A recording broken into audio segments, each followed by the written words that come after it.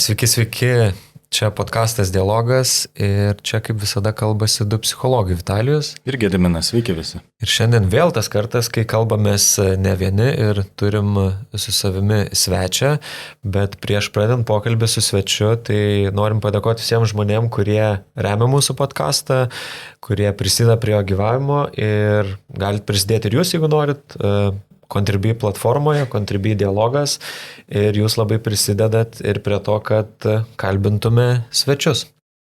O šiandien turime tikrai labai įdomų svečią, tai yra Paulius Skruibis, kuris yra, turbūt neretam galbūt žmogui jau net ir žinomas, bet jis yra Vilniaus universiteto psichologijos profesorius, dėstytojas, tyrėjas, ilgą patirtį turintis savižudybių temoje tiek kaip mokslininkas tyrėjas, tiek kaip praktikas, nes taip pat Paulius yra ir humanistinės egzistencinės krypties psichoterapeutas, dirbantis tiek individualiai, tiek su poromis, tiek su grupėmis. Taip. Ir taip pat dar Paulius yra ilgus metus buvęs jaunimo linijos vadovu ir, suprantu, reikšmingai prisidėjęs prie šitos organizacijos augimo, ir įvairių turbūt kitokių projektų ir iniciatyvų, kaip ir dalyvis, kurie susiję su savižudybių tema. Tai tikrai žmogus, kuris reikšmingai prisidėjęs tiek prie psichologų bendruomenės, tiek turbūt prie visuomenės. Tai labas, Pauliau. Labas. Tai aš tai gal pradėsiu nuo labai žmogiško klausimo Pauliui. Tai vis tiek šio pokalbio tema yra savižudybės ir tokia jautri tema, labai svarbi tema. Tai kaip pats pasukai tą kryptim, vis tiek tą suicidologija, turbūt ir save matai kaip ir suicidologą, ir psichologą, kuris tyrinėja tos dalykus. Kaip atsirado paties interesų lauke būtent šita tema, ne kažkokia kita? Turbūt kaip dažniausiai būna visokių ir atsitiktinumų, ir dėsningumų miksas, ir tie atsitiktinumai iš pradžių ryškiau matosi, paskui supranti, kad gal už jų ir kažkokie dėsningumai yra.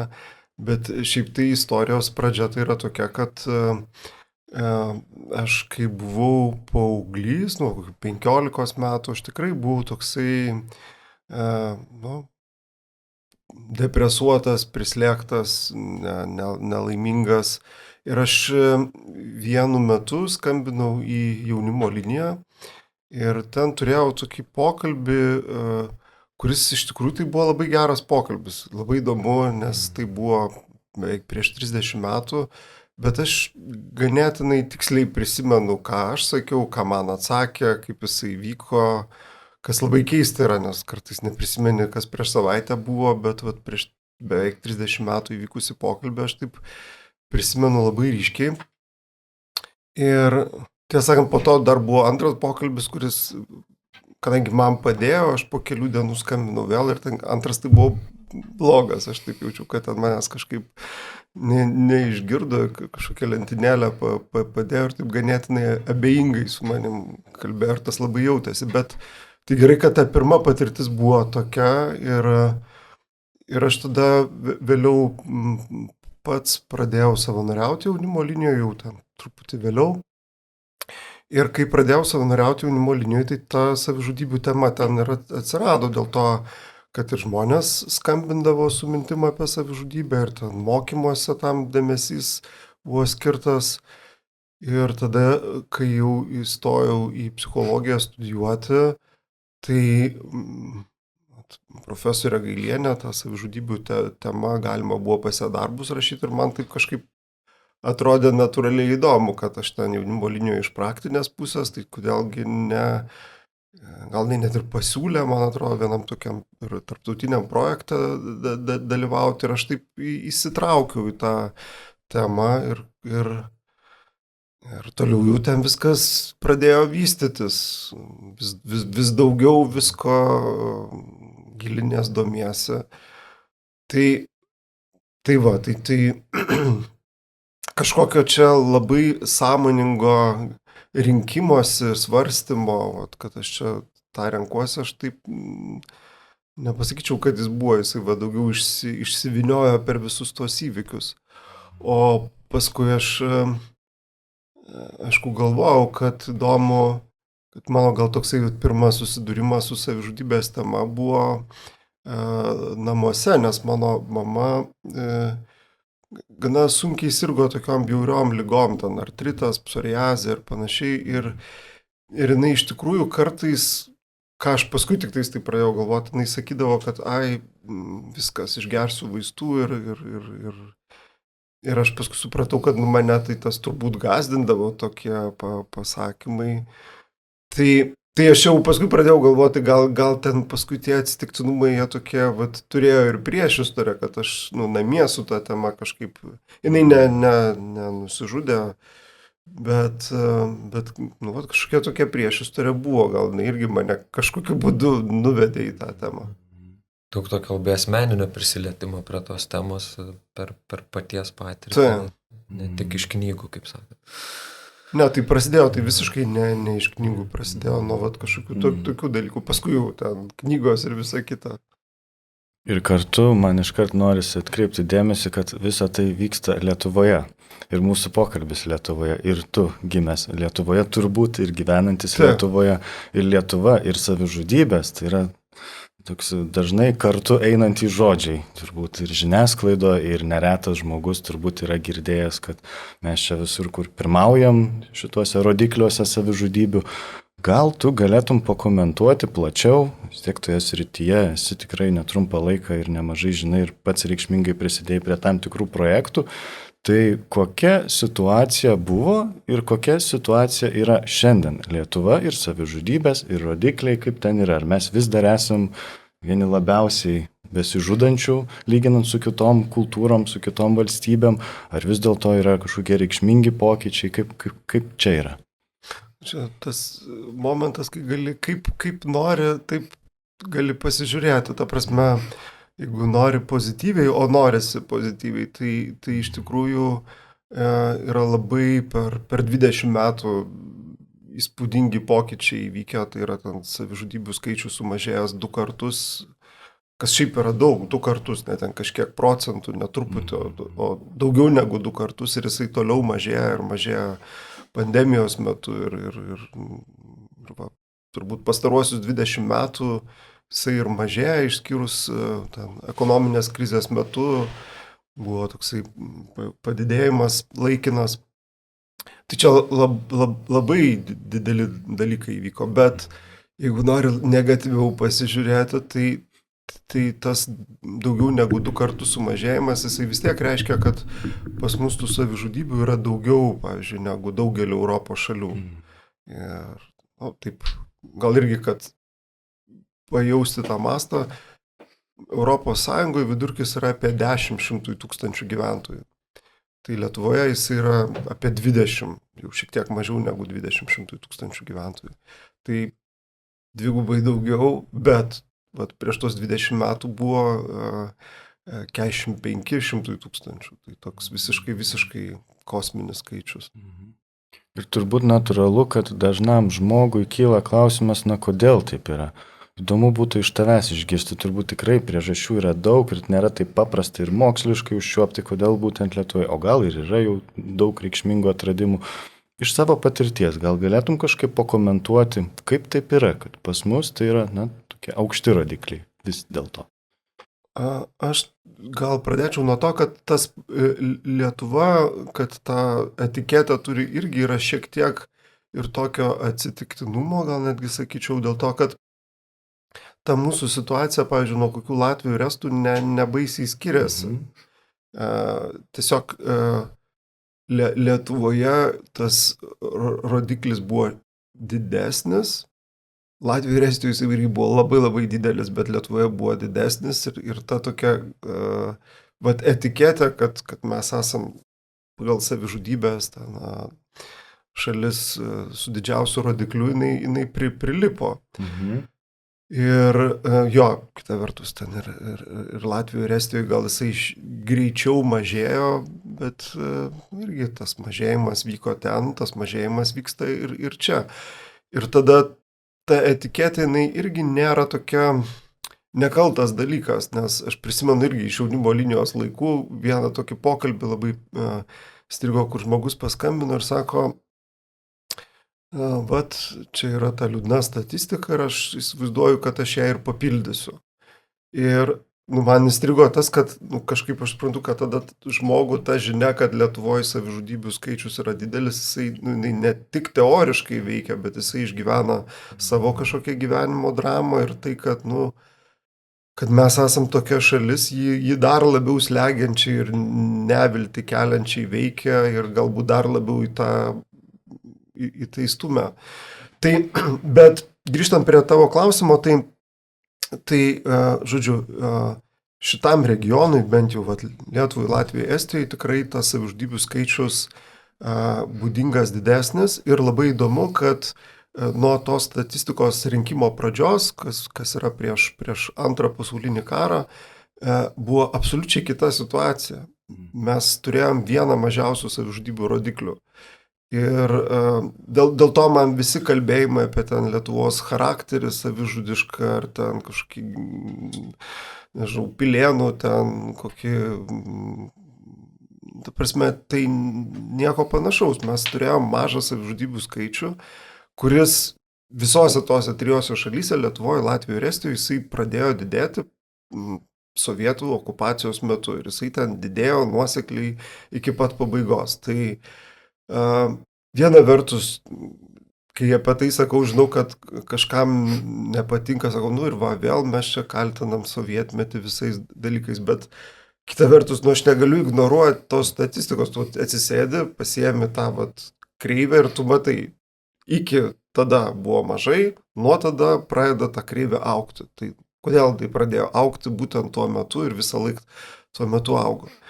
Ir ten yra irgi labai įdomu, kad kai prasidėjo atgimimas, 85-86 vėlesni metai, ten labai smarkiai sumažėjo, o paskui, kai po nepriklausomybės atgavimo labai smarkiai šovė į viršų ta kreivė, kas irgi ten tai nėra sudėtinga suprasti, kad kai per trumpą laiką visuomenė pasikeičia labai smarkiai ir tai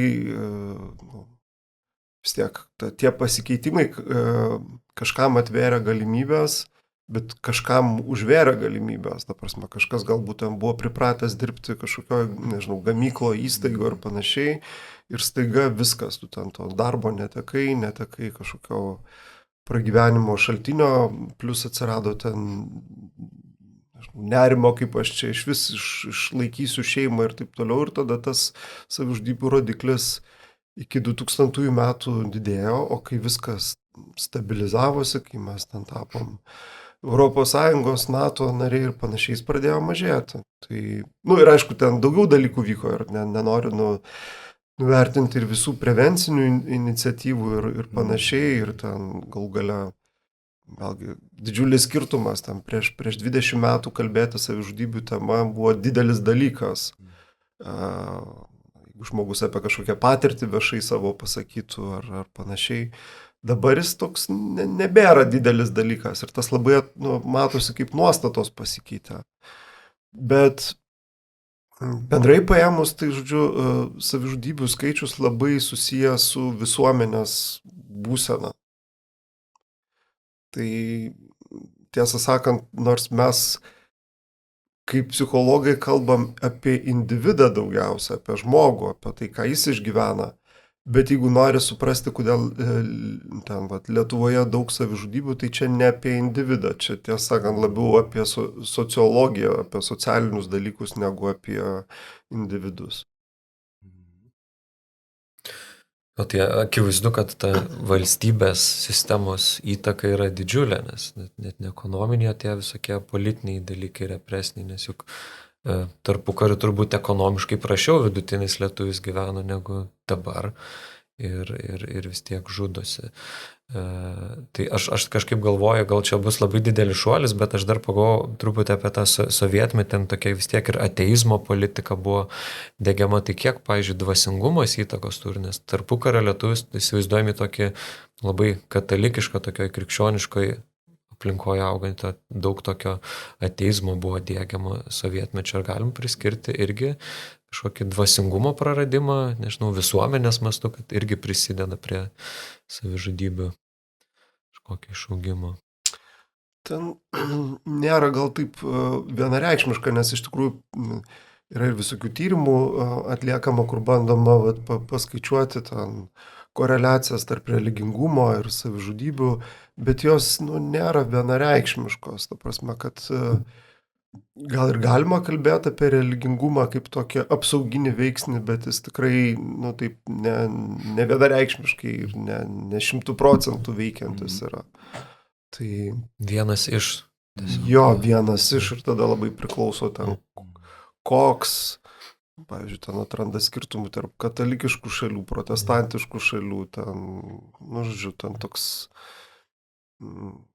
gal kaip vieną iš gali žiūrėti, bet man atrodo, kad, tiesą sakant, man asmeniškai atrodo, kad ten daugiau yra apie, pavyzdžiui, kas sovietiniu metu įvyko, tai ta privačios nuosavybės, žemės atėmimas, kolchozų sukūrimas ir panašiai. Ir tada tai labai stipriai pasikeičia žmonių gyvenimas. Ta prasme, kur jisai turėjo savo žemę, dirbo ir staiga viskas yra kitaip. Tai ten didžiausi tie rodikliai, jiegi kaimuose kaimuose įvyko. Ir man dar įdomu buvo, kad pavyzdžiui, juk yra kitų pavyzdžių, kitų pavyzdžių, kur žmonių gyvenimas labai per trumpą laiką pasikeičia ir tada savižudybių rodikliai yra labai dideli. Ir tai yra, tam, pavyzdžiui, tarp Amerikos indėnų, Australijos vietinių gyventojų, ten kokių, nežinau, ten Rusijos šiaurėje gyvenančių tautų, tai yra, jeigu jiem neleidi gyventi taip, kaip jiem buvo įprasta, klajojimas yra blogai, dabar vaikai į mokyklą, jūs neklajosit ir gyvensit kitaip, tai ką tada žmonės pradeda daryti, kaip taisyklė jie pradeda gerti ir savižudybių skaičius labai padidėja. Tai Lietuvoje tas ir įvyko, kad tai mes visi žinom, kad kaimuose žmonės labai daug geria ir ten daug savižudybių. Tai kad čia nėra grinai kažkoks mechanizmas tik mum būdingas. Jeigu nusistovėjusi socialinė ta tvarka per trumpą laiką labai pakeičiama, tai tada žmonės pradeda kažkaip taip savidestruktyviai elgtis. Taip reaguoja iš esmės į nelaisvę, atrodo. Tokias represijas. Man tai labai gerai iš tavęs išgirsti, kad tu taip atklijuoji tą etiketę savižudybės nuo Lietuvos ir kad praplėti tą mintį, aš sąmoningai taip ir paklausiu ir susijau ir kad išgirsti iš žmogaus, kuris toje srityje iš tikrųjų pažinęs, tyrinėja ir ne šiaip dalinasi kažkokiu tiesiog įsitikinimu ar stereotipu, tai tikrai suteikia tokios ir vilties, ir tokio net oro įkvėpti galima. Taip pat įdomu buvo, ką tu pasidalinai apie tai, kad labai susiję savižudybių rodikliai ne tik su tuo, kas vyksta individe, bet su visuomenės būsena ir tai, kas vyksta visuomenėje. Ir man regis, viena iš svarbių visuomenės dedamųjų yra kažkokie, paplitusi, sakykime, pasaulėžiūra, paplitę tie patys stereotipai, paplitę įsitikinimai. Ir labai norėtųsi šitam pokalbėje irgi, kad tu pakomentuotum ir praplėstum. Aš kažkaip pasistengiau parinkti keletą tokių įsitikinimų, kurie, man atrodo, aš išgirstu, kurie sklando apie savižudybę kaip temą. Ir kaip tu tą matai, ir ar tai labiau mitai, labiau kažkokie tiesiog klaidingi įsitikinimai, ar jie neša kažkokios tiesos. Tai, pavyzdžiui, netgi vienas iš jų, kuris, man atrodo, reikšmingas būtų ir ryšim su šituo pokalbiu, kad kalbėjimas apie savižudybę arba netgi tiek apskritai kažkokiam viešam lygmenyje arba individualiam lygmenyje, pavyzdžiui, žmogaus paklausimas apie savižudybę ar gal žmogus turi minčių, kad tai gali paskatinti savižudybę ar kažkaip pakišti mintį, kad gali būti toks dalykas ir žmogus tada gali kaip tik labiau būti linkęs nusižudyti. Kaip yra su šituo įsitikinimu? Tai koks kalbėjimas, nes tai, ką sakiau, kad, pavyzdžiui, jeigu mes nuo ryto iki vakaro kalbėsim apie tai, kaip Lietuva yra savižudžių kraštas, tai tikrai kaip tam pavyzdį su skambinto jaunimo linijos, tas kažkaip veikia tokį neviltį didinančių būdu ir aišku, kad žmonės dėl to nepradeda žudytis, bet sakykime, kai jie yra kažkokioj tai ribiniai situacijoje, kai jie yra ant ribos patys kažkokioj krizėj, tai tas nevilties kupinas kalbėjimas, jisai iš tikrųjų gali lemti, pastumėti, ar ne.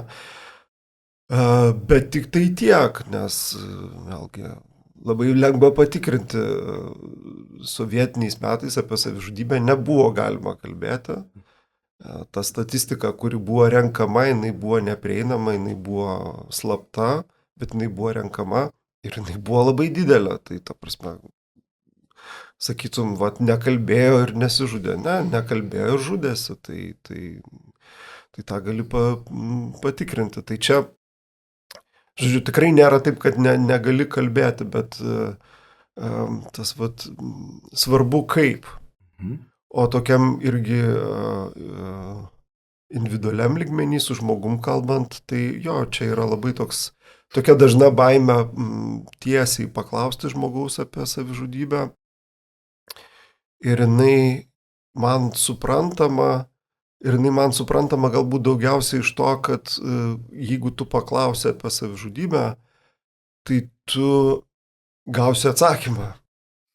Ir šita vieta, jinai realiai gazdina, ta prasme, kuris iš mūsų galėtų pasakyti, kad mūsų negazdina išgirsti iš žmogaus, kad taip aš galvoju apie savižudybę. Ir tai yra... Bet aš suprantu, kodėl žmonės bijo to paklausti, nes tada jeigu tu sužinai, kad taip jisai galvoja, ką tada daryti. Atrodo, gal jeigu aš nežinosiu, jeigu aš nebūsiu tuo tikras, galėsiu kažkaip... Man nieko nereikės daryti, o jeigu aš sužinau, tada, o ką man su tuo daryti, tai tas tikrai gazdina. O ką patartum žmogui, kuris paklausė ir galbūt išgirdo atsakymą? Ar yra kažkokių įrankių, kurie galėtų suteikti drąsos žmogui, kuris galbūt klauso šio pokalbio ir galbūt galvoja apie paklausimą kažkokio artimo žmogaus apie tai? Man atrodo, pagrindinis dalykas, nežinau, ar čia įrankis, bet pagrindinis dalykas, jisai ganėtinai toks intuityvus yra. Jeigu žmogus galvoja apie savižudybę, tai jisai turi kažkokių tai priežasčių tam. Yra kažkokia tai priešistorė, yra kažkokios tai dalykai, kurie iki to atveda. Tai geriausia, ką aš galiu padaryti, tai pabandyti suprasti, kas tą žmogų iki savižudybės minčių atveda. O tam, kad aš tą suprasčiau, tai man reikia tokia, turbūt dažnai kylančią refleksinę reakciją sustabdyti, nes, jeigu žmogus pasako, kad aš galvoju apie savižudybę, tai ta refleksinė reakcija, tu negalvok apie tai, tu to jokių būdų negalvok, jokių būdų nedaryk, bet jeigu aš tą sakau, tai, kaip ir aš nieko nesužinau apie tas priežastis, dėl ko jis apie tai galvoja. Tai šitoj vietoj svarbu tą refleksinę reakciją uždrausti žmogui apie tai galvoti, kaip tik labiau pasigilinti, o dėl ko. Ir tada jeigu aš tam skirsiu laiko, dėmesio, jeigu aš bandysiu suprasti, pavyzdžiui, tai yra mano artimas žmogus, aš bandysiu tai suprasti, tai jau tikrai bus didelė pagalba, nes tam, kad aš suprasčiau, man reikės jį išklausyti ir turės vykti kažkoks pokalbis, kas savaime yra gerai. O antras dalykas, tai jeigu aš suprantu, pradedu susigaudyti, suprasti, kokios yra priežastis, tada aiškiau darosi ir kažkokie sprendimai, ką čia reikia daryti, nuo ko čia bent jau pradėti reikia. Tai aš sakyčiau, kad gal toks pagrindinis dalykas bandyti suprasti. Priežastis. Gediminas užsiminė apie tai, apie tą kalbėjimą ir pats pasakė, kad svarbu, kaip kalbama apie savižudybės. Tai galvoju, kad pratęs Gediminas su tais mitais po to, bet manau vieta gal paklaust, ką manai apie tą žiniasklaidos įtaką savižudybių kontekste, nes juk tai yra priemonės, kurios, plačiausiai kalba apie tai, kad vienaip mes kalbam tarpusavį savo aplinkoje, bet žiniasklaida paskleidžia tai labai plačiai. Ir atsimenu, dar kai buvau pirmų kursų studentas, tai net ir labai detaliai, kai kurios savižudybės būdavo prašoma su priemonėm, su viskuo, dabar tas, žinau, yra pasikeitę ir netgi yra turbūt įstatymai ir kažkokios gairės, kaip galima, kaip nederėtų aprašinėti tų dalykų. Tai kaip pats matai žiniasklaidos įtaką savižudybių klausimą? Vėlgi gal man nuo pozityvios norisi pradėti dėl to, kad tai, kad mes ir čia su jumis kalbam apie savižudybės, tai, kad mes žinom, kad Lietuvoje yra savižudybės didelė problema, tai, kad Lietuvoje yra, nežinau, kokie savižudybių prevencijos ten strategijos planai ar ten kažkokie dalykai, tai nemaža dalim tas įvyksta žiniasklaidos dėka, nes taip veikia demokratinės šalis. Yra kažkokia problema, apie ją kalbama per žiniasklaidą ir tada, pavyzdžiui, politikai, visuomenė kažkaip supranta, kad čia yra problema ir mums reikia kažką tai su tuo daryti. Tai man atrodo, šita dalis irgi yra labai svarbi. Jeigu žiniasklaida nekalbėtų apie savižudybės, mes daug dalykų, kurie dabar yra tokie kaip savižudybių prevencija, tiesiog neturėtume.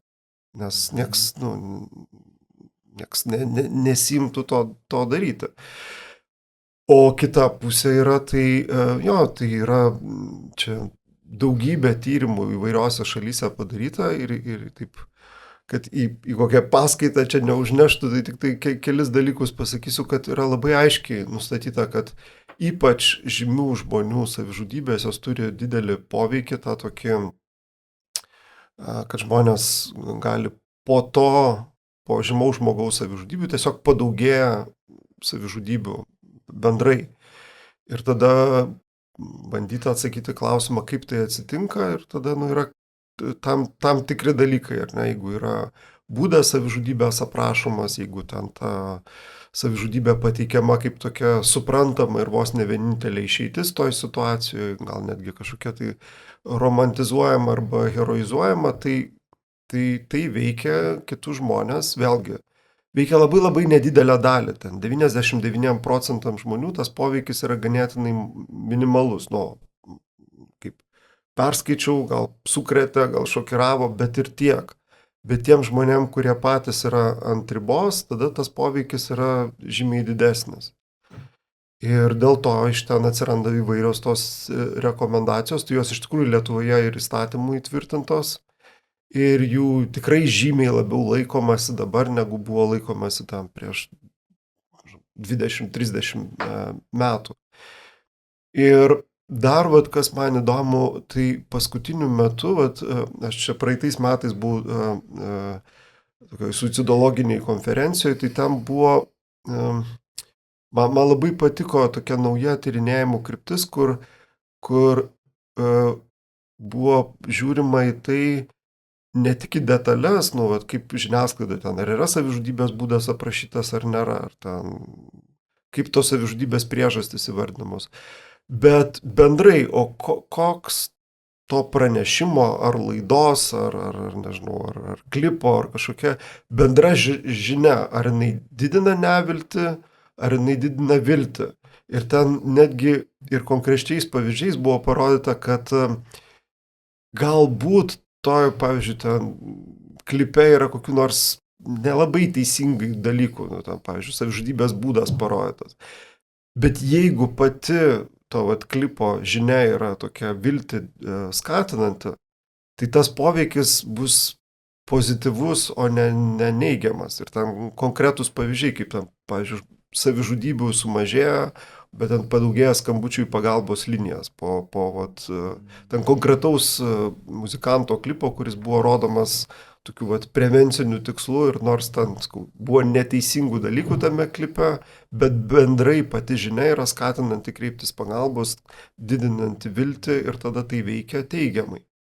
Tai man ta mintis labai patinka ir kartu jinai įpareigoja, nes man atrodo, čia ne tik apie žiniasklaidą, bet, pavyzdžiui, kai mes kalbam, irgi gali, specialistai, pavyzdžiui, kalbam, tai galigi taip pakalbėti, kad tos nevilties padaugės visiems. Tai, bet tada ir poveikis toksai. Tavo pasidalinime jau nuskambėjo, minint apie žiniasklaidą, dar tokie porą momentų, kuriuos aš taip išskleisiu irgi, kaip man atrodo, vyraujančius tokius irgi įsitikinimus apie savižudybę. Viena tai, kad galbūt jie net viens kitam prieštaraujantis. Tokia viena, kad savižudybė yra racionalus pasirinkimas, galima net taip filosofiškai žiūrėti, kad tai yra žmogaus kaip racionalios būtybės, laisvos valios, kažkokia pamatuota išraiška. Ir čia mes neturėtumėm kištis, nieko nereikėtų su tuo daryti, tik priimti, kad tai yra laisva valia žmogaus. Ir kitas momentas, kad savižudybė yra tik impulsyvus veiksmas, kažkaip iš niekur atsiranda ir dažnai būna, kad žmonės sako, nežinau, atleido iš darbo ir nusižudė, ar čia yra kitųgi darbų ar kažkaip, arba ten išsiskyrė, kaip čia taip stipriai tai. Tai ką tu manai apie šituos du tokius vyraujančius įsitikinimus, kaip racionalus ir kaip impulsyvus? Tai dėl to impulsyvaus viena vertus, čia visai sudėtinga, bet ir įdomu, ta prasme, kad aišku, kad jeigu žmogus impulsyvesnis šiaip savaime, tai ir savižudiško elgesio tikimybė pas jį yra didesnė, ta prasme, jeigu jam yra blogai, jeigu jis yra depresijoje ar ten kažkokioje tai krizėje ir panašiai, tai impulsyvumas ką reiškia, kad tu lengviau pereini nuo minčių prie veiksmų. Apie viską kalbant. Tai jeigu pas tave yra minčių apie savižudybę ir tu esi impulsyvus, tai reiškia, kad tu greičiau gali pereiti nuo minčių prie veiksmų ir tai yra pavojingiau. Kita vertus, ypač žiūrint iš šalies, mes labai dažnai nematom tos priešistorės, kas ten su žmogum vyko. Ir mes matom kažkokį paskutinį faktą, kažkokį paskutinį įvykį ir paskui ten mėginimą nusižudyti arba įvykusią savižudybę. Ir tada mums atrodo, kad čia iš niekur, kaip tas įvykis galėjo tai sukelti. Dar įdomu yra tai, kad kartais, ir mes psichologai tą žinom, kad kartais žmonės ne tik iš šalies nenutokia, kas vyksta, bet mes patys kartais galim nenutuokti, kas su mumis vyksta. Tai mano kolegė Jurgita Rimkevičienė tokį įdomų labai tyrimą darė būtent apie impulsyves savižudybės. Klausdavo žmogaus, įvyko mėginimas nusižudyti, o kas prieš tai buvo? Žmogus sako, nieko kaip ir nieko nebuvo. Gerai, o tu pasakyk, tiesiog papasakok tą dieną prieš, o kas dar dieną prieš, o kas dar prieš tai. Ir taip einant, tarsi pažingsniui atgal, susidėlioja toks vaizdas, į kurį pasižiūri ir pats žmogus pamato, kad aš nuosekliai ėjau prie to. Tik tais aš kažkokiu būdu to visiškai neįsisąmoninau ir nesupratau. Ir tas irgi... Kuo mes prasčiau įsisąmoninam, kas su mumis vyksta, tačiau tokie bendri psichoterapiniai dalykai, tuo mes daugiau surprizų turim savo gyvenime. Nebūtinai apie savižudybę kalbant, bet kuo mes mažiau suprantam, kaip mes jaučiamės, kaip mus veikia tam tikri įvykiai, tai tuo mes labiau save nustebinam kažkokiam reakcijom netikėtom, kažkokiam būsenom netikėtom. Tai viskas tas galioja ir apie savižudybę, kad žmonės kartais ne tik iš šalies nemato tos vystimosi, bet ir patys nebūtinai nutokia, kaip jie iki ten atėjo. Kraštutiniais atvejais aš turėjau tokį darbą su jaunu žmogum, kuris atėjo po mėginimo nusižudyti ir jo pagrindinis tikslas buvo, sako, aš noriu suprasti, kodėl aš tą padariau. Sako, aš neturiu jokio supratimo, kodėl aš tą padariau. Žinau, kaip taip gali būti, gal tuoj mes čia pasikalbėsim ir viskas bus aišku. Mes pradėjom kalbėtis ir iš tikrųjų, taip ten daug dalykų pasigyvenime vyko, bet tikrai gana sunku buvo suprasti, kaip jisai nuo tų sunkumų gyvenime priėjo prie to savižudybės veiksmo, kuris toks ganėtinai impulsyvus buvo. Tai čia apie impulsyvumą, o apie racionalumą, tai ką žinau, gal irgi mes apie savižudybę taip kalbam kaip apie vieną dalyką, tarsi, visos savižudybės, vienas čia kažkoks reiškinys, bet josgi yra žiauriai skirtingos, ta prasme, kad ir galbūt yra tokių savižudybių, kurios yra labiau tokios racionalios, apgalvotos, ten pasvertos, bet tiesą sakant, jeigu iš tokios praktinės veiklos, aš labai mažai su tuo susidūriau. Dažniausiai tai yra kažkoks tai tikrai toks desperatiškas veiksmas, kuriame daug jausmų, daug tokios kažkokios nevilties ir panašiai. Tai neneigiant, kad gal ir gali būti tokių racionalesnių savižudybių, bet dažniausiai tai vis tiek tas emocinis turinys ten labai, labai didelis yra. Aš kaip tik atsimenu studijų metais tekstą skaičiu apie savižudybės, neprisiminsiu autoriaus, bet labai strigo mintis, vat, būtent svarstant, kiek savižudybė pasirinkimas, kiek ne. Ir tenais tokia mintis, dabar ne pažodžiui, bet apie tai, kad savižudybė yra nepasirinkimas, nes žmogus ją, jinai nutinka tada, kai jau nebelieka jokio pasirinkimo, kad čia jau tarsi tada paskutinis tas šiaudas, tai tarsi nepasirinkimas, nes nesirenka, bet vat, kai jau nieko nebelieka. Čia kalbant apie kiekvieno žmogaus subjektyvę tą patirtį, tai kad visiems, bet kaip pačiam atskamba ta mintis, kad tarsi pasirinkimas, bet toks, kai jau nieko nebelieka. Nežinau, aš suprantu, apie ką tai yra ir iš dalies noriu sakyti, kad gal ir sutinku, kad tada žmogus yra tokioj būsenoj, kad jam atrodo, kad nėra kito varianto, kad tai yra vienintelė išeitis ir iš tikrųjų yra tas fenomenas savižudiškos būsenos, kai žmogaus tas matymo laukas susiaurėja ir jam tikrai atrodo, kad nėra kitų variantų. Variantas yra savižudybė ir dėl to tą ir daro. Bet dėl ko truputį problematiška, aš galvoju, iš artimųjų perspektyvos arba specialistų perspektyvos, jeigu žmogus nusižudo, tai aplinkiniai paprastai, kaip taisyklė, labai save kaltina, kad aš nepastebėjau, aš kažko nepadariau kaip artimasis, ar galbūt specialistas, psichologas, psichiatras, pas kurį lankėsi tas žmogus. Ir tada, tai jeigu taip visiškai neigi tą pasirinkimo, tarsi čia žmogus, nuo jo niekas nepriklauso, tada o nuo ko priklauso.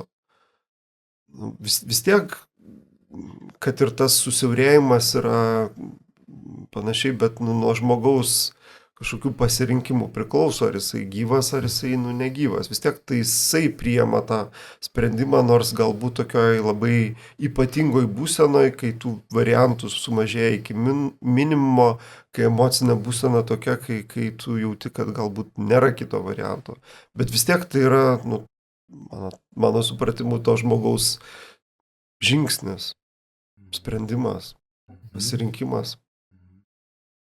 O gal čia šitoj vietoj galėtum dar kažkaip praplėsti, turiu omeny ką, kad žmonėm irgi neretai kyla klausimas, kaip taip yra, kad apskritai žmonės pasirenka nutraukti savo gyvybę.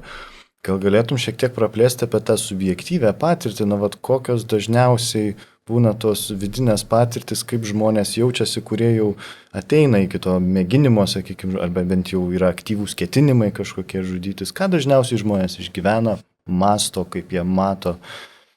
Tai čia keli dalykai svarbus. Tai vienas, man atrodo, savižudybės neįmanoma suprasti be skausmo savokos.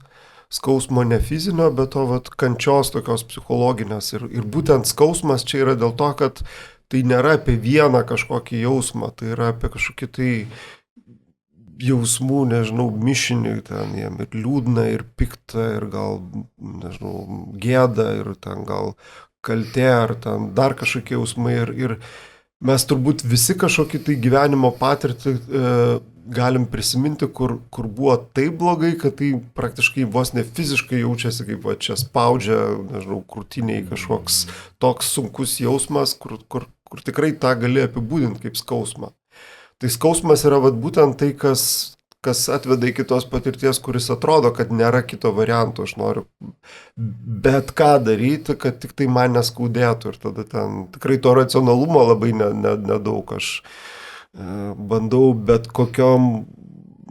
kokiais būdais, kad tiesiog man nebeskaudėtų. Tai tas desperacijos tame yra daug. Antras dalykas, desperacija, tai yra apie tokią neviltį, kai jeigu man skauda, bet aš dar turiu vilties, kad gali būti geriau, kad man gali kažkas padėti, kad aš galiu pats išsikapstyti, kad ateityje yra kažkokios vilties, tai aš dar galiu kentėti. Bet jeigu man labai labai skauda ir aš jau nebetikiu, kad bus geriau, nebetikiu, kad aš pats susitvarkysiu, nebetikiu, kad man kažkas padės, tai tada žmogus ir pradeda kažkokį tai kažką daryti su tuo. Ir dar gal keli dalykai, tai yra bet apie santykį su kitais. Tai pavyzdžiui, tikrai čia ir intuityviai suprantama, kad žmogus dažnai gali, net jeigu jisai turi artimų žmonių, draugų ar ten, nežinau, gyvenimo partnerį, bet gali jaustis, kad jis labai nutolęs nuo jų, savo išgyvenimais, savo jausmais, ir tas nutolimo jausmas nuo kitų, toks, kad tarsi aš nebejaučiu ryšio su kitais, jisai tą vaizdą irgi labai prideda, kad nieks nebelaiko. Emociškai aš jaučiu, kad manęs nieks nebelaiko.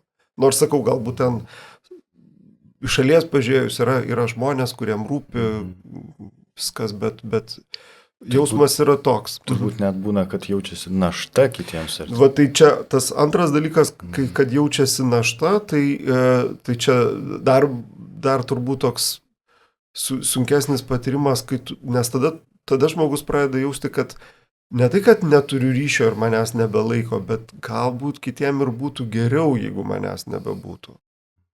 Ir va tada tai yra labai, labai rizikinga, ir vėlgi čia norisi pabrėžti, kad tas jausmas, kad esu našta, jisai nėra apie objektyvę realybę. Ta prasme, kad jeigu mes tų žmonių paklausinėtume, ar jum našta, kad tas artimasis, nežinau, jūsų ten vyras, žmona, brolis, sesė, vaikas, mama, kad jis yra gyvas, jums yra našta. Dažniausiai jie sakytų, kad ne. Negali 100% sakyti, yra visokių situacijų. Bet viduj žmogui yra jausmas, kad jis yra našta. Ir tada pradedi suprasti, dėl ko jisai tą daro. Nes juk yra apie tą išeičių neturėjimą, tas patyrimas tai subjektyvus, ne tai, kad realiai nėra išeičių, bet tas žmogus tuo metu taip išgyvena. Taip. Ir man tai girdint tave jau atbyra kai kurie įsitikinimai, bet aš noriu, kad jie nuskambėtų čia nais, nes taip lengviau atpažinti, kad galbūt turėjau tokį įsivaizdavimą apie savižudybę. Tai pavyzdžiui, vienas, kurį irgi būna, kad tenka išgirsti, žmonės žudosi, nes jie nori mirti. Ką tu apie šitą mintį manai?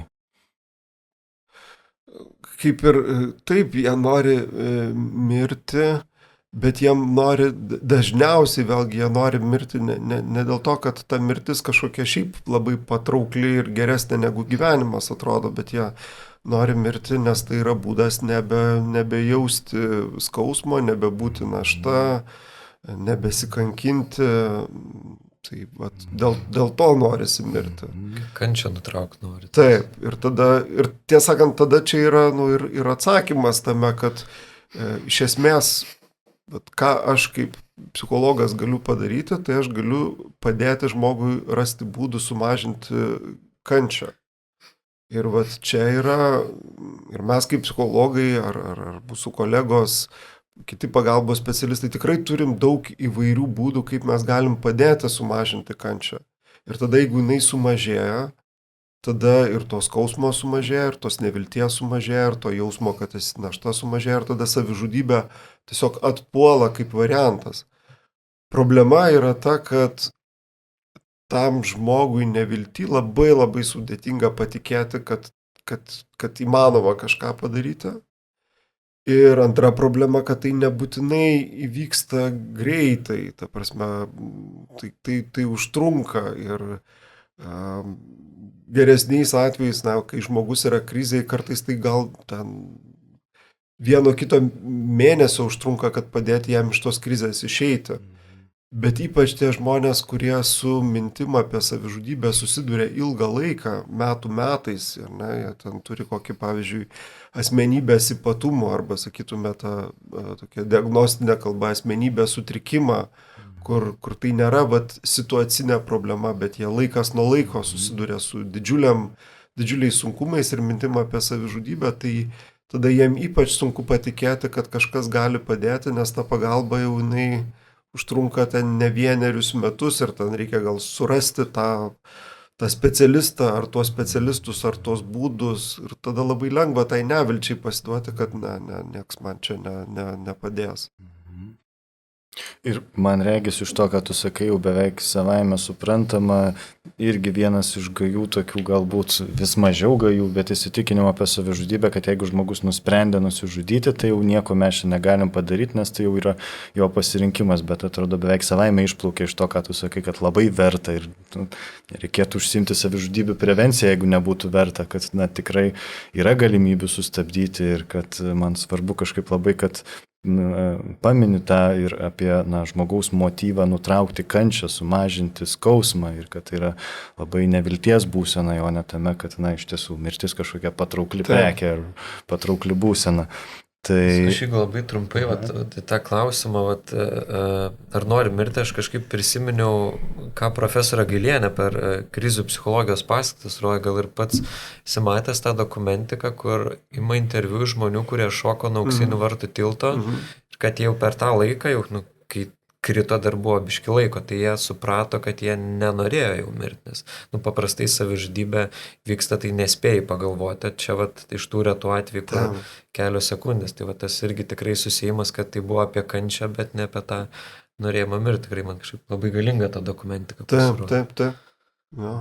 Ir turbūt tai nėra reta patirtis, kad besižudantis žmogus pakeliui dar ir dviejo, kad retai galima aptikti 100% vienareikšmišką norą nutraukti savo gyvybę, kad tame dažnai būna ambivalencija, kad žmogus ir nori, kad baigtų, ir tikisi, kad kažkas padės, kad dažnai tai būna ir kaip pagalbos šauksmas, bet kartu ir tokia nevilties išaiška. Ar čia sutiktum, galbūt praplėstum net tai?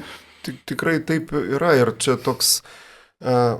Nežinau, gal ir jaučiasi, kad kai mes apie tai kalbam, apie savižudybės, čia iš vis labai mažai tokių labai vienareikšmiškų dalykų. Tai dėl to, pavyzdžiui, net ir apie tą ambivalenciją arba ten tuo pačiu metu ir noras nusižudyti ir tuo pačiu noras, kad kažkas padėtų ir išgelbėtų, tai čia tokį galima irgi kontinuumą nubrėžti, kur vienoj pusėj galbūt tas mirties jau pasiryžimas numirti labai stiprus ir ten to abejonės labai nedaug, bet kitoj pusėje, kur atvirkštinė ta situacija, kur galbūt tas mirties troškimas toks labai netgi silpnas ir daugiausia tas veiksmas apie savižudybę yra, kad kažkas pamatytų, kaip aš kenčiu ir visa per vidurį yra ten dar šimtai kitų variantų, todėl jo.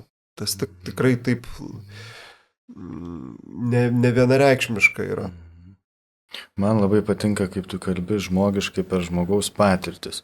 Būna kartais išgirstu ir specialistai kalba patologizuodami ir savižudybių temoje ir yra gajus vienas iš tokių įsitikinimų, kad žudosi tik tai psichiškai nesveiki arba silpni žmonės. Sakykime, ką tu manai apie šitą? Galbūt net ir galėtum kažkaip mokslo remdamasis pasakyti, ar tikrai daug yra sąsajų tarp psichikos sutrikimo patyrimo ir savižudybė arba polinkio į savižudybę, ar tikrai tai gali ištikti kiekvieną iš mūsų.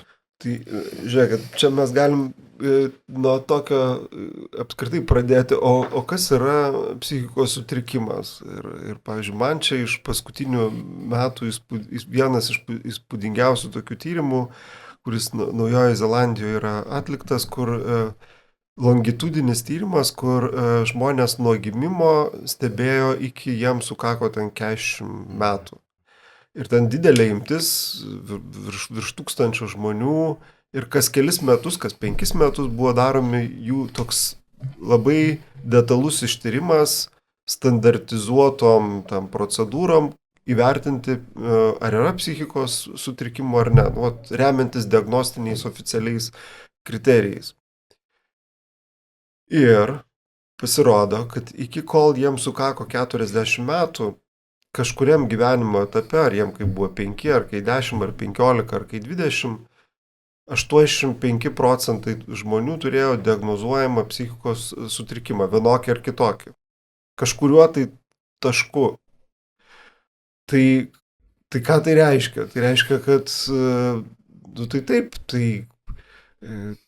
galima taip pasižiūrėti, kad tada mes visi kažkokiam savo gyvenimo etape turim kokį nors diagnozuojamą psichikos sutrikimą. Nes beje, jų daugėja, jų kriterijai platėja, kas irgi yra atskira tokia tema, kodėl taip atsitinka. Tai tada ir savižudybė, natūralu, kad jeigu mes pasižiūrėtume, tai tada kaip ir kiti žmonės, taip ir tie, kurie nusižudo, turi kažkokių tai psichologinių sunkumų ir galbūt netgi jų diagnozuojamų kaip sutrikimas. Tai čia toks kaip ir nieko nepasakantis dalykas, nes visi turi psichologinių sunkumų ir juos galima, jeigu labai nori, diagnozuoti kokiu nors. Bet jeigu čia mes kalbam apie tai, kad čia paliečia tik tai kažkokius labai sutrikusius žmonės ir jau ten žmogus, kuris niekada nebuvo, nežinau, psichiatrijos ligoninėje, ar ten nevartojo vaistų, ar ten pas psichologą nesilankė, tai jis jau ten to išvengia, tai ne, tai tikrai ne. Kiekvienas su tuo gali susidurti ir galų gale vėlgi grįžtant nuo to, ko mes pradėjom. Va tas toks didžiulis sviravimas savižudybių per trumpą laiką, ar ne, kur ten atgimimo metais sumažėjimas staigus, o pirminė priklausomybės metai padidėjimas staigus, tai tengi sutrikimai taip nesikeičia, ten gyvenimo aplinkybės, kurios keičiasi ir nuo to labai daug kas priklauso. Tai žodžiu, trumpai tariant, ne, čia nėra vien apie sutrikimus. Ir paskutinis toks įsitikinimas, ir man atrodo, tyčia šį palikau labiau link pabaigos, nes man atrodo, jis toks ir klampiausias, ir labiausiai galbūt įsismelkęs. Bet čia mano pafilosofavimai man taip atrodo, kad savižudybė yra savanaudiškas veiksmas, arba dar su tuo, man atrodo, labai susiję, kad kalbėjimas apie savižudybę yra dėmesio siekis ir manipulacija kitais žmonėmis, kad gauti kažkokio tai, nežinau, dėmesio, kad kažką išlošti. Neretai tenka turbūt gal ir pačiam išgirsti, kad žmonės sako, kad jis manipuliuoja, arba jį kažkaip kalbėdama apie tai, kad artimieji kažką ten darytų, susirūpintų ir panašiai. Kaip yra su šituo? Tai jo, klampiausias ir sudėtingiausias, bet aš kai girdžiu žodį manipuliacija, man vis laik įdomu pasigilinti, o ką žmogus turi omeny, kai jisai sako manipuliacija.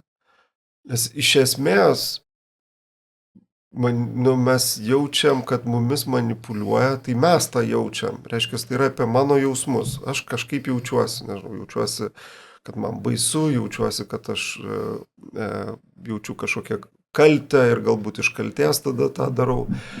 Tai dabar tai, kad aš kažkaip jaučiuosi, čia ar tas žmogus kažką daro, kad aš taip jaučiuosi, ar kaip aš jaučiuosi, čia mano reikalas yra. Tai natūralu, jeigu žmogus pasako, kad jisai galvoja apie savižudybę, aš kažkaip jaučiuosi.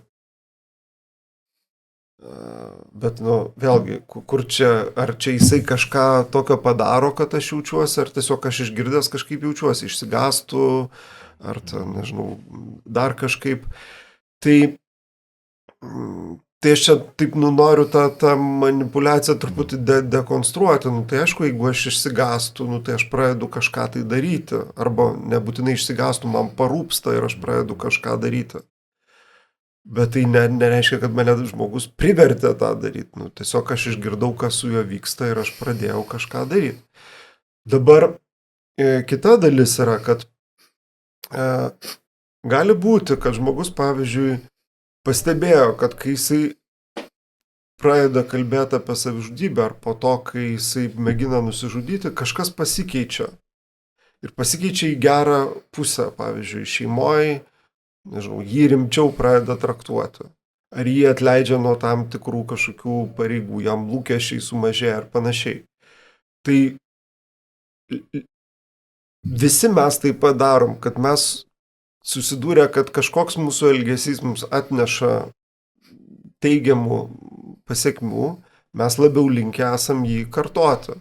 Tai ilgainiui gali būti, kad ta reakcija kitų žmonėm kaip ir paskatina tą savižudišką elgesį dėl to, kad tai duoda teigiamų pasiekmių.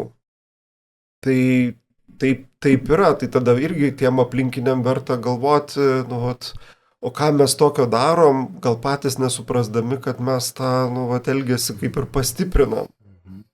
Tai ta prasme yra toksai fenomenas. Tik tais, vėlgi, ką čia labai aš noriu pabrėžti, tai, kad žmogus gali pajausti, kad jos, pavyzdžiui, mėginimas nusižudyti arba kalbėjimas apie savižudybę jam atneša ir kažkokių tai pageidautinų pasiekmių, naudos paprasčiau tariant, tai niekaip nepašalina to savižudiško elgesio rimtumo, nes tai gali eiti viena koja, ta prasme, ir tai, kad tu štai tai nevilty nori nusižudyti ir kartu žinai, kad kai tu apie tai kalbi arba kažką darai, tu dar gauni kažkokio tai papildomos naudos. Nes žmonėm atrodo, kad jeigu čia yra kažkoks ta manipulacija, tai reiškia, čia ramu, čia rizikos nėra jokios. Tai ne, jinai niekur nedingsta, jinai yra. Čia du dalykai, kurie greta vienas kito gali gyventi. Nežinau, ar aš čia ne per painiai kalbu apie tai, bet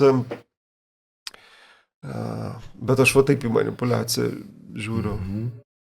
Nes, tai, kad sakai, akivaizdu, kad gauna kažkokį tai poveikį, ar tai pagrasinė savižudybė užsiminė, ir aš net iš darbo su klientais ir ne vieną atvejį, tai panašu, kad čia atsikartojant situacija, kur kažkoks asmuo šeimoje per konfliktus grasindavo ir kas tada įvykdavo, kad tada tarsi užglaistomas konfliktas, čia negalima pykti ir ten tikrai nepanašu, kad žmogus turėjo rimtų suicidinių ketinimų, bet tikrai tokiu būdu kažkaip spręsdo tas situacijas. Tik tada kažkaip noris galvot, kad pasirenka labai tokią didelę kainą, taip kažkaip dalyvauti santykiai ir net tie žmonės, kurie gauna kažkokį dėmesį, pakalbėjo apie savižudybę ir pagrasinę, kad jie iš tikrųjų gauna dėmesio į save, bet tada atrodo, kas vyksta tų žmonių santykiuose, kad jie tokia kaina renkas. Aš ypač ir apie moksleivius, ir apie kitus galvoju, nes kai dirbau mokykloje, tai labai jautėsi tas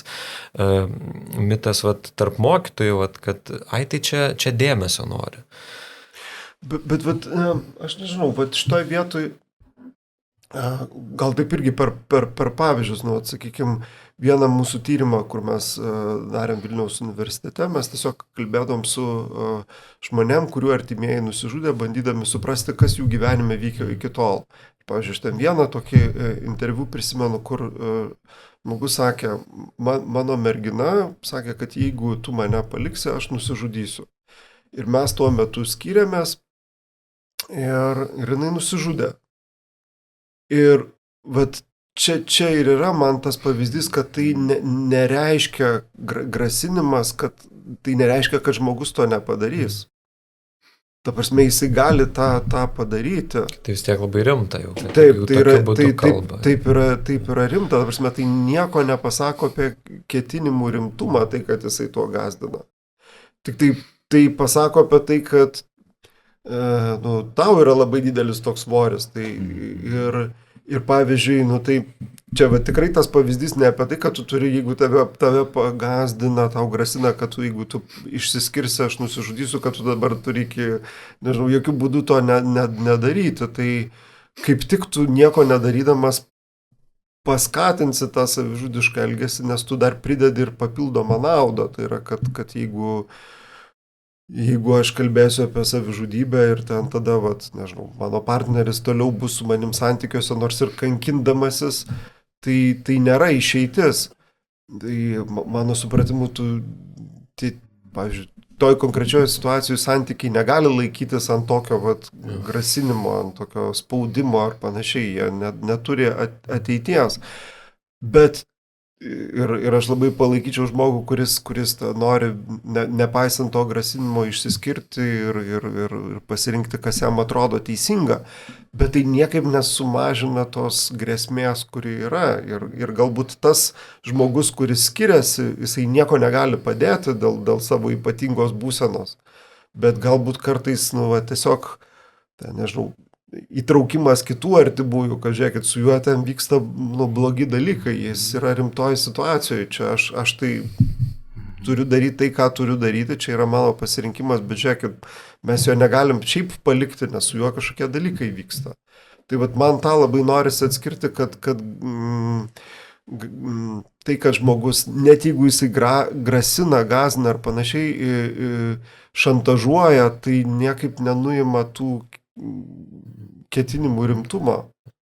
Labai norisi, kad čia praplėstum šitoje vietoje, paminėjai jau, kad turiu omeny klausimą, kaip žmonėm elgtis girdint artimai, pavyzdžiui, arba bičiulį, draugą, šeimos narį, kolegą, kalbant, užsimenant apie savižudybę ir ypatingai dar tais atvejais, kai pats žmogus nesutinka eiti pas specialistus, kas turbūt irgi yra, nežinau, sutiksi, nesutiksi, galėsi pakomentuoti tendenciją, kad paprastai žmonės, kurie jau, ketina nusižudyti, jau yra sunkioj būsenai, jie ir nelabai yra linkę kreiptis pagalbos, nes jie yra nevilties būsenoje. Tai čia atrodo tikrai svarbus klausimas, žmonėms, kurie turi artimoje aplinkoje tų žmonių, ir tu jau paminėjai vieną dalyką, kažkaip įtraukti kitus artimuosius į pokalbį, kad nepalikti vieno žmogaus tame. Kokios dar būtų rekomendacijos, kaip būti su žmogumi ir ką daryti, kuris yra artimas ir, yra tokioje būsenoje, su tokiamis mintimis. Tai, man atrodo, netgi ir tęsant, ką prieš tai kalbėjom apie tą atsakomybės tokį klausimą, ta prasme, man atrodo, vis tiek labai svarbu suprasti, kad ką tas žmogus darys, nėra mano atsakomybė. Prasme, jeigu man reikia skirtis, aš turiu skirtis, jeigu man reikia kažką tai ten daryti, aš tą turiu daryti, aš galiu tam žmogui tik padėti, aš negaliu, tai nėra mano atsakomybė, kai jisai finale darys ar nedarys. O kitas, tai čia gal tokia nuostata, o veiksmų lygmenį tai ir tai, ką prieš tai kalbėjom, pavyzdžiui, suprasti tas priežastis, jas gilintis, jeigu aš galiu, ką tu minėjai, nebūti vienam, nes iš tikrųjų, ypač kokiam šeimos kontekste labai dažnai būna, kad visi sprendžia po vieną. Ten kažkas vienas ten kažką bando daryti, kažkas kitas bando daryti tokio, trūksta kažkokio tai netgi pasitarimo ir vieningumo. Tai yra mūsų šeimoje tokia problema, ką mes visi su tuo darom, kaip mes būnam su tuo. Ir tada tokios kantrybės daug reikia, nes iš tikrųjų taip, bet tu labai gerai atkreipiai dėmesį, kai žmogus yra nevilty, tai jisai tikrai nėra tas pagalbos entuziastas, kuris ten tik ir ieško, kur čia užsirašyti, pas ką nueit pagalbos. Tai reiškia, su juo kalbėtis apie tą pagalbą, tai tokia ilga ir kankinanti istorija. Ir galbūt jisai ten 100 kartų atmes bet kokį pasiūlymą, bet 101 kartą ir kažkaip pasvarstys ir galbūt, nežinau, jeigu jam ten duosi labai konkretų variantą arba kartu su juo nuvažiuosi kažkur, nueisi, gal tai bus būdas. Tai tos kantrybės reikia ir dar paskutinis, gal aš sakyčiau, dalykas toksai sudėtingas, bet kad yra tokios vėl ribinės situacijos, kai jau žmogus yra ant ribos, jisai sako, aš jau dabar kažką tuoj darysiu, jau ten, nežinau, su virve aš jį pamačiau ten savo kambarį ar ten su kokiais vaistais ar taip toliau, kad vis dėlto tokiose ribinėse situacijose, tai čia jau reikia ir tokio ryžtingumo, ta prasme, labai ir savo aiškiai suprasti ir tam žmogui pasakyti, kad žiūrėk, čia mums reikia kažką daryti, o tas kažką daryti, tai iš esmės kviesti greitąją pagalbą, važiuoti į priėmimo skyrių ir jau po to žiūrėti, kas bus toliau, net jeigu tas žmogus ten nesutinka ar nenori ar panašiai, bet jeigu jis yra jau prie pat to veiksmo, tai vis tiek tai rodo tą būsenos desperatiškumą ir aš sakyčiau, kad tada jau reikia tos labai ryžtingos ekstrinės pagalbos, o paskui jau bandyti susigaudyti, kas toliau. Svarbu labai išgirsti, kad tu nubrėži tą atsakomybių skirti kaip nuostatą ir kad svarbi dalis yra ir dalintis atsakomybėm, įtraukti galbūt artimuosius pažįstamus, kad ne tik tai, galvoja apie tą žmogų, kuris išgirsta iš bičiulio ar iš antros pusės, kad jis galvoja apie savižudybę ir lieku vienas su tuo, išgirdęs apie kito ketinimą. Tai yra tikrai labai nelengva patirtis. Ir kad Bet aš apie tą atsakomybę, aš sakyčiau, čia gal netgi panašu yra, bet pavyzdžiui, jeigu artimasis geria, ar ne, ar ten vartoja narkotikus, tai nėra taip, kad tu nieko negali padaryti, bet ir nėra taip, kad tai nuo tavęs priklauso, ar tas žmogus gers toliau ar ne. Tai su savižudybė irgi yra panašiai. Mes galim padėti ir gal netgi daugiau galim padėti negu priklausomybių atvejais, kurie ten labai tą žmogaus valią apriboja. Bet tikrai ne nuo manęs priklauso, ar tas žmogus nusižudys ar ne.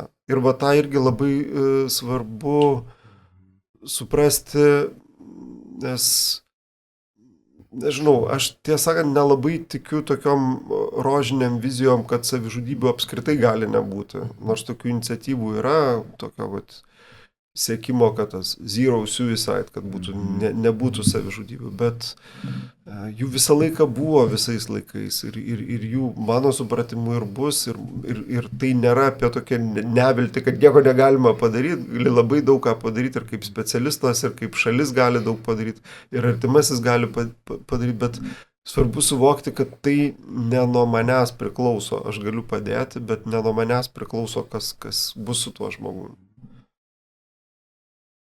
Štai, jeigu taip irgi visai pabaigą judant, tai tokį, nežinau, pozityvus, šiandien pozityvus klausimas, bet tokia biški ir žmogaus iš gatvės perspektyva gal. Tai pats minėjai ir nemažai tyrimų domenų ir tikrai ir konferencijos vyksta Lietuvoje, ta suicidinių konferencija, didelis renginys ir pats esu nekartą dalyvavęs ir skaitau ir tyrimus ir daug dalykų kartojasi, kai kuriuos, atrodo, priminti tarsi reikia, kad rizikos kažkokie veiksniai pagalbos būdai ir panašiai. Tai ar apskritai dar kažką galim, mokslas pasakyti naujo apie savižudybę, ar mes plius minus žinom, kaip tai atsiranda, dėl ko tai vyksta ir pagalbos būdai ir kad ta pozityviausia kryptis tiesiog kažkaip toliau finansuoti, didinti pagalbos galimybės ir, nežinau, laiko daugiau, kad per laiką, kuriame yra tų pakankamų resursų ir tada viskas gerės, ar reikia dar kažką mums labai, nežinau, išsiaiškinti ir kažkas labai ryžtingas priemonės taikyti. Ar iš esmės viskas, ir apie Lietuvą kalbant, juda šiaip visai gerą kryptim.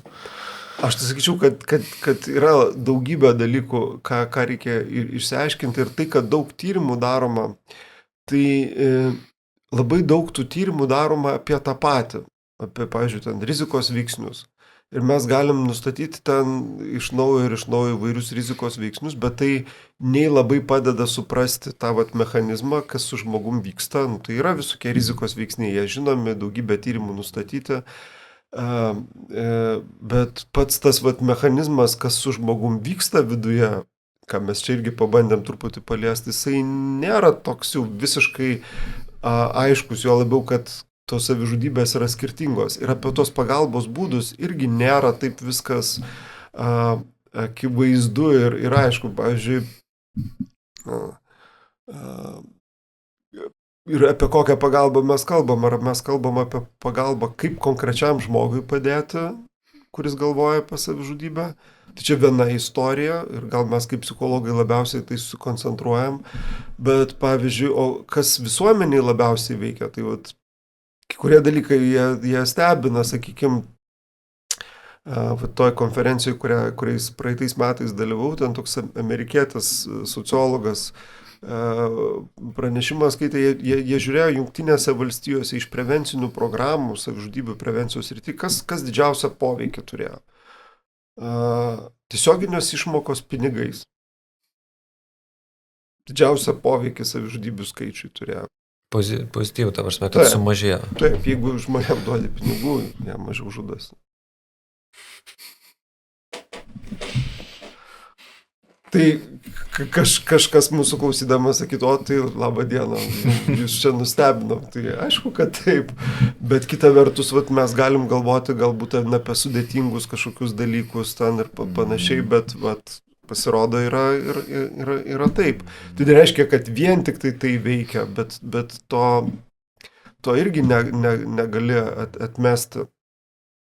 Ir, pavyzdžiui, tas pavyzdys, kad Lietuvoje per tos paskutinius 20 metų savižudybių daugėjo 2 atvejais. Vienu atveju, tai kai buvo ekonominė krizė, kas buvo apie pinigų gražina. Kitaip tariant, kad jeigu ekonomika prastėja, tai galbūt geriausia, ką tu gali padaryti, kad žmonės nenusižudytų, tai identifikuoti tas grupės, kuriuom yra blogiausia ir jom padėti finansiškai. O antra situacija buvo tai po Vytauto Šapranausko savižudybės, kas mus gražina prie žiniasklaidos vaidmens.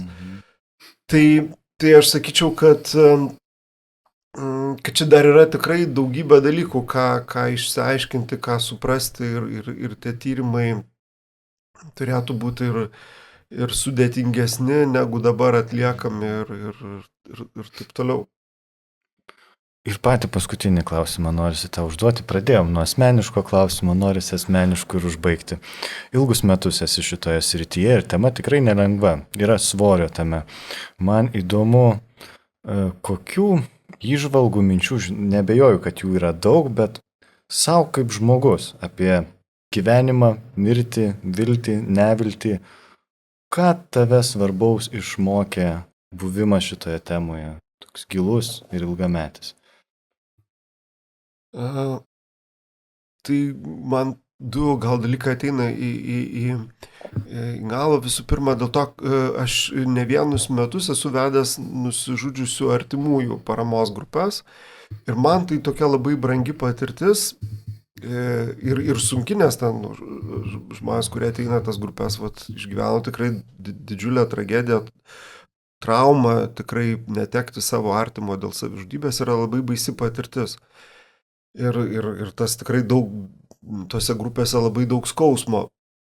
Bet kartu tose grupėse aš susidūriau su labai dideliu žmonių atsparumu ir atrodo, kad ten kažkokiose baisiose situacijose, aplinkybėse, žmogus, ne tik, kad ten tu jam gali kažko padėti, bet jisai pats matai tą atsparumą ir kad jis gali ne tik savo, bet ir kitą palaikyti, arba keistai irgi tas, kai sakau, skamba, bet pavyzdžiui, ten mes turėjom labai gerų akimirkų tokių apie humorą, apie pasijuokimą, kuris man atrodo, kad kartais gal tokiose gyvenimo situacijose irgi kažkaip tai labai atsifiltruoja tie esminiai, neesminiai dalykai arba galėjimas pasižiūrėti kažką tai su humoru.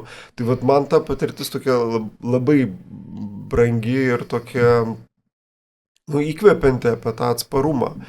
O kita dalis, tai toj veikloj man yra tekę susitikti su tokiais žmonėm, nebūtinai kaip klientais, bet gal netgi daugiau ir kažkokiais veiklose ir taip toliau prevencinėse žmonės, kurie turėjo minčių apie savižudybę arba mėginę nusižudyti ir vėlgi, kad jie ten praėjo pragarus, bet ten atrasdavo kažkokio irgi ir atsparumo ir vilties ir ten daugybę gražių dalykų yra padarę po to, kai iš tų krizių išsikapstydavo. Tai aš tokių tikrai žmonių ne vieną žinau, ir klientų, ir neklientų, ir ta tokia irgi labai faina patirtis yra. Ir dar apie vieną galvoju, tai ir juokinga, ir nejuokinga, bet aš daug bėgioju ir vieną vasarą aš turėjau tokį, kadangi dirbu miesto centre, mano kabinetas yra, gyvenu aš Santariškėse, tai ten visai gali prasibėgti iki darbo vasarą, kai geras oras. Ir aš vieną vasarą tą dariau ir aš bėgau pro žaliąjį tiltą ir ant to žaliojo tilto pačiau, kad stovi žmogus, o 8 ryto ir ten žaliajam tilte yra labai daug žmonių, kurie eina ten į darbą, kažkur tai. Ir man buvo toks labai, aš labai vienas dalykas, ta patirtis netikėta tokia buvo, nes aš nenusiteikęs dabar, vat, kad aš, nežinau, į prevencinį renginį, ar einu ten į podcastą apie savižudybės, ar aš ten tuoj ateis pas mane klientas. Aš tiesiog bėgu per žaliąjį tiltą ir aš matau žmogų, kuris ten stovi. Ir kaip pirma, vat, kokia reakcija, kuri man buvo, tai bėk toliau, nesidairyk ir tu, vat, tau reikia į tą namą, o ne čia. Ir viskas tvarkojas, ten žiūri Gedimino pilį ir aš labai pajaučiau, kaip natūraliai nesinori nieko veltis į tą situaciją. Ir tik tai tada aš, tiesą sakant, iš kažkokio vos negėdos jausmo galvojau, bet palauk, aš čia apie savižudybės kalbu, ten sakau, o dabar vat, aš noriu tiesiog prabėgti ir Nu ir aš tada apsisukau, priejau prie jo ir jisai pasirodo ne tik, kad ten stovėjo, jisai pjaustėsi su peiliukais rankas ir jisai tikrai ketino nušokti. Tas nesimatė taip akivaizdžiai. Ir tada bet kita patirtis, kad okei, ir aš galvoju, bet aš žinau, ką daryti. Ir man va toks irgi buvo patikrinimas, ne tokiam va ten saugiam savo kabinete ar ten dar kažkur, bet aš žinau, ką daryti, kad aš dabar turiu su juo kalbėti, aš galiu jo paklausti, aš galiu pabandyti suprasti, kas jo gyvenime vyksta. Ir mes pradėjom su juo kalbėti ir jisai pradėjo pasakot. Ir tas pokalbis kažkiek vyko ir kažkiek irgi jautėsi jo ribos dėl to, kad tai buvo rytas ir jis dar buvo neišsiblaivęs po nakties, kur tikrai turbūt nemažai gėrė. Ir aš supratau, kad vėlgi, kad tas mūsų pokalbis, jisai dėja, bet nesibaigs tokiu happy endu, kad vat, aš kažkaip, nežinau, jį suprasiu, palaikysiu, išsikalbės ir mes ten nuo to tilto naisim. Jis tikrai buvo tokioj vat, ir sunkioj būsenoj ir plus dar vat, apsvaigusioj. Ir tada pradėjau dairytis, kas čia man gali padėti ir tiesą sakant, galėjau padėti labiausiai autobuso vairuotojas, nes visi žmonės pro mus praeidinėjo kaip pro nieką. Nežinau, aš pats vos pro jį neprabėgau kaip pro nieką ir galbūt ir mes ten atrodėm keistai, vienas su šortais, kitas ten neaišku koks ir kažką ant to tilto veikiam, bet vat, autobuso vairuotojas kažkaip taip žiūrėjo įtartinai mus ir aš šiandien ženklai spėjau parodyti, kad gal gali pagalbos iškviesti. Ir tada ten atvažiavo policija, greitoji ir tą žmogų nuvežė į psichiatrijos ligoninę. Tai man gal visai ta patirtis, dėl ko aš čia norėjau pasakyti, jinai man tokia leido, taip irgi viena vertus ir pasijausti, ką reiškia, kai tavo gyvenime netikėtai iš kažkur tai nukrenta tokia situacija, kad, tikrai nesinori į tai veltis. Bet kita vertus, man tai leido patikrinti, kad, tos dalykus, kurio mes kalbam, kad jie veikia, kad, prasme, jeigu aš žinau, ką daryti, jeigu aš žinau, kaip kalbėti, aš tą galiu padaryti ir aš galiu padėti tam žmogui. Aš nežinau, kas paskui su juo atsitiko, ar ten, kaip jo ten gyvenimas vėliau susiklostė, bet aš žinau, kad tą momentą aš jam galėjau padėti. Ir galėjau padėti, nes aš žinau kažkokius tai dalykus, ne tik teoriškai, bet ir praktiškai. Tai man gal čia tokiai pabaigai tinka, kad tas darbas yra ne tik apie kad sunki tema, mirtis, slegianti, bet jame yra ir to daug ir istorijų apie atsparumą ir viltį, kad tu gali kažką padaryti. Tai va. Nerealus, man atrodo, pavyzdys toks kaip iš filmo scenarijaus. Žmogus, kuris suicidologijai daug praleidęs, gauna tokį išbandymą. Čia kaip Jungas pasakyti, sinchroniškumas kažkoks įvyko. Matyti reikėjo. Taip, tai man atrodo labai ir geras pavyzdys, ir tikrai toks viltis sutikiantis ir apskritai man patiko, Pauliau, kad visoje šitoj temai, kuri tikrai nelengva yra ir gal yra žmonių, kurie klausė ir kažkokių visokių minčių galėjo kilti, ar praeitie tų minčių buvo, ir kad tu vis tiek tempi per tą viltį, per tą pozityvumą, kad galima apie tai kalbėti visaip ir iš tos skaudžios pusės, iš tos skaudžios statistikos, iš to kažkokio mūsų šalies irgi likimo, koks buvo, bet ir apie tos viltingus dalykus. Tai ta pabaiga, man atrodo, labai gerai užsidaro tas geštaltas. Tikrai buvo įdomu klausytis ir ačiū labai tau, Pauliau, ne tik, kad atėjai čia, bet kad ir tavo darbai puošia šitą pasaulį ir kad jie puoštų ir toliau. Tikrai labai tokį jaučiu dėkingumą, kad apskritai vyksta tas prisidėjimas prie tiesioginių gyvybių išgelbėjimų iš tiesų žmonių. Ir galbūt tokio netgi čia toks pafilosofavimas apskritai šitam pasauliu kažkokio esančio vilties bagažo didinimo. Tai tikrai svarbu, kad ta žinia daliniesi ir jie gyveni. Ir tik tai gerai norisi pasakyti, kad ačiū ir tiems, kurie mūsų podcast'o klausosi. Ir jeigu nori dar mus ir paremti ir kad mes toliau kurtume ir gyvuotume, galite tai padaryti Contribui platformoje.